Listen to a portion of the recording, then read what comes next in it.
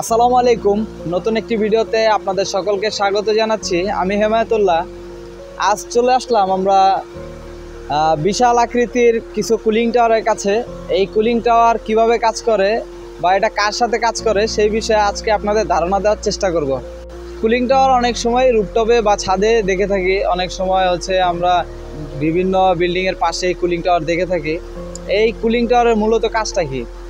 Cooling টাওয়ারের কাজটা হচ্ছে আমার কনডেন্সারের যে টেম্পারেচার, এই টেম্পারেচারকে ঠান্ডা করে দেওয়া।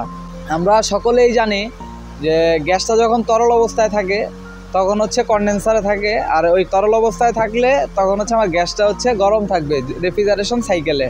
আর আমার এটা এই কুলিং টাওয়ার কীভাবে হচ্ছে ওই গ্যাসটাকে ঠান্ডা করে সেটা হচ্ছে শেলেন টিউব টাইপ কনডেন্সার। আমরা হচ্ছে যারা চিলারে কাজ করি তাদের খুব পরিচিত একটা নাম, সেটা হচ্ছে শেলেন টিউব টাইপ কনডেন্সার।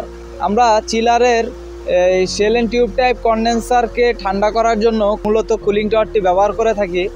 এই কুলিং টাওয়ারটা কীভাবে কাজ করে, আমার কনডেন্সারের যে গরমটা, এই গরমটা শোষণ করে নিচ্ছে হচ্ছে আবার পানিতে। কনডেন্সারের পানিটাকে আমার ঠান্ডা করে এই কুলিং টাওয়ার। এই কুলিং টাওয়ারটি কীভাবে ঠান্ডা করতেছে, এটার মাঝে আমাদের ইনফিল রয়েছে।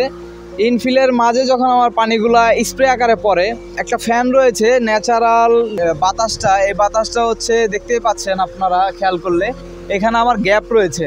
এই গ্যাপ দিয়ে যখন হচ্ছে আমার ন্যাচারাল বাতাসটা টান দিবে, আমার উপরে একটা ফ্যান রয়েছে, মাঝে হচ্ছে আমার ইনফিল রয়েছে। এই ইনফিলের মাঝ দিয়ে যখন হচ্ছে আমার পানিগুলো পড়বে আর সাথে যদি আমার ন্যাচারাল বাতাসটা টান দেয়, তাহলে হচ্ছে এই পানিগুলো টেম্পারেচার অবশ্যই কিছুটা শীতল হয়ে যাবে। এভাবে হচ্ছে আমার কুলিং টাওয়ারটা মূলত কাজ করে থাকে। আর এই কুলিং টাওয়ার মাসে 2-1 বার আমাদের সার্ভিস করার প্রয়োজন আছে, কারণ এই কুলিং টাওয়ারের মাঝে যে আমাদের ইনফিলগুলো আছে, এই ইনফিলগুলো হচ্ছে ময়লা হয়ে যায়, যেহেতু আমাদের এটা ন্যাচারাল বাতাস নিচ্ছে। আপনারা জানেন ন্যাচারাল বাতাসের ভিতরে অনেক ময়লা দ্রব্য বা অনেক কিছুই থাকে, যেটা হচ্ছে আমাদের এই ইনফিলটাকে হচ্ছে ব্লক করে দেয়। সেই সময় হচ্ছে আমাদের এই কুলিং টাওয়ারের কার্যক্ষমতাটি কমে যায়। আজকে এই কুলিং টাওয়ার সম্পর্কে ভিডিওটি কেমন লেগেছে অবশ্যই কমেন্টে জানাবেন। আজকের মতো শেষ করছি এখানেই। দেখা হচ্ছে নতুন কোনো এইচভিএক রিলেটেড ভিডিওতে। আসসালামু আলাইকুম।